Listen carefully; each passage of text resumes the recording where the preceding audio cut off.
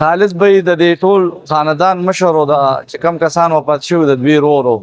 نو دا دوه فریقه د اتو 9 کالو نه یو بل سره مخالف وو. او دا د صلح محفل او مجلس دی،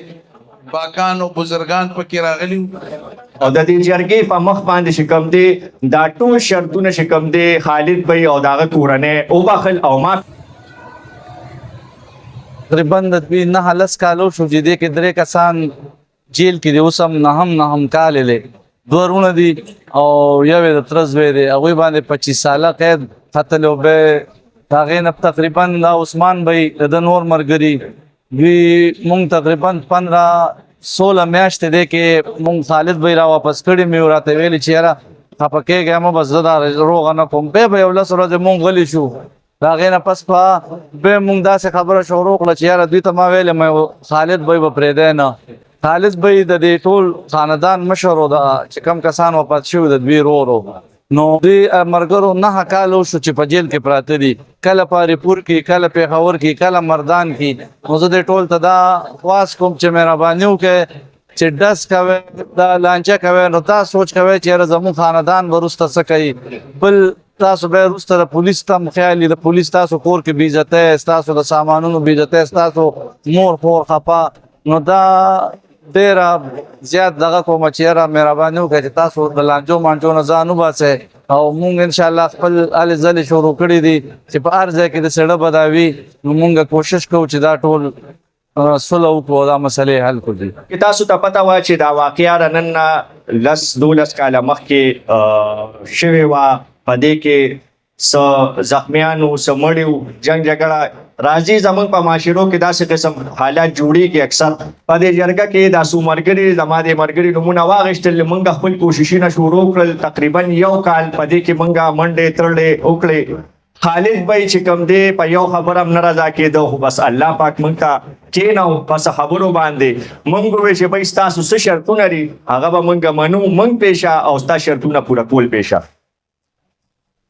دې خبره کې خالد بی موږ ته خپل اظهار وکړ او څو شرطونه یې موږ ته بیان کړل. لومبی راته دا خبره وکړه چې بی زما ورور چې کوم مړ شوی دی عطاالرحمن چې په ضید الرحمن نوم باندې مشهور و، د هغه د قتل تسلي.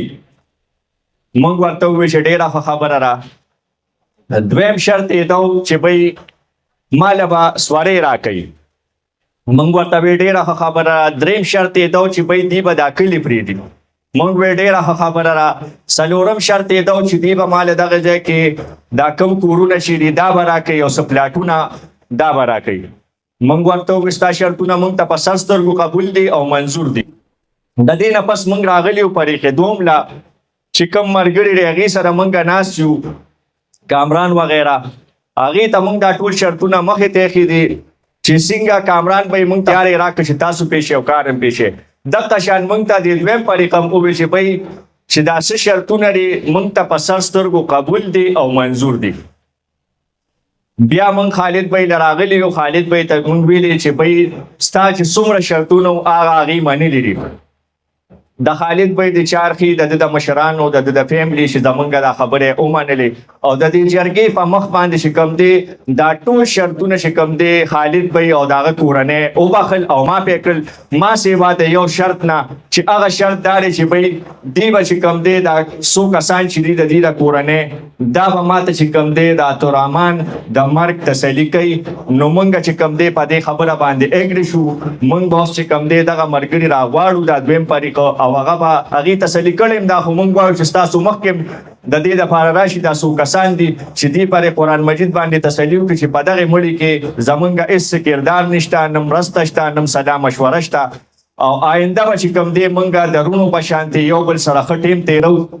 نن دا دوه فریقه د اتو 9 کالو نه یو بل سره مخالف وو، مرګ جوړله جیل وغیره هر څه پکې راغلي دي او د علاقې مشران ترمنځ شو او دواړو فریقو سره خبرې اترې وکړلې او دواړه فریق یو بل سره مطمئن شو او د زړه د اخلاصه یو بل ته بخښنه وکړه، معافي یې وکړله، راضینامه یې وکړله. دوانو فریقونو ته الله پاک اجر او ثواب ورکړي راتلونکي وخت کې د نورو غمونو مصیبتونو نه دی الله پاک بچ کړي د دوه کسو په منځ کې جوړه کول دا یو بهترین عبادت دی د فرض عبادت نه وروسته بهترین کار د دوه فریقو ترمنځ اختلاف ختمولو دپاره د روغې جوړې کوشش کول نو دا درېمګړي مشران دوی یو بهترین عمل وکړ دواړه فریق یې یو بل سره رضا کړل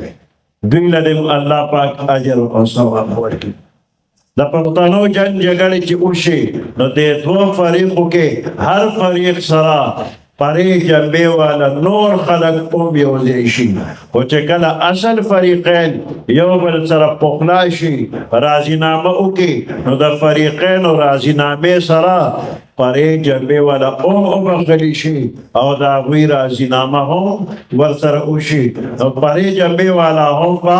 دې راضینامه کې معاف وي په دې مبارک تقریب کې او دا د صلح محفل او مجلس دی پاکان او بزرگان پکې راغلي دا دوانه خاندانونه دوانو ډلو ته د زړه د کومې نه مبارکباد ورکوم چې کم تاسو سالسان یې او تاسو پکې کردار ادا کړی دی په الله باندې ګران شئ الله دې وکړي چې زموږ د دې پښتو وطن دا ټولې دشمنۍ خدای په دوستۍ بدلي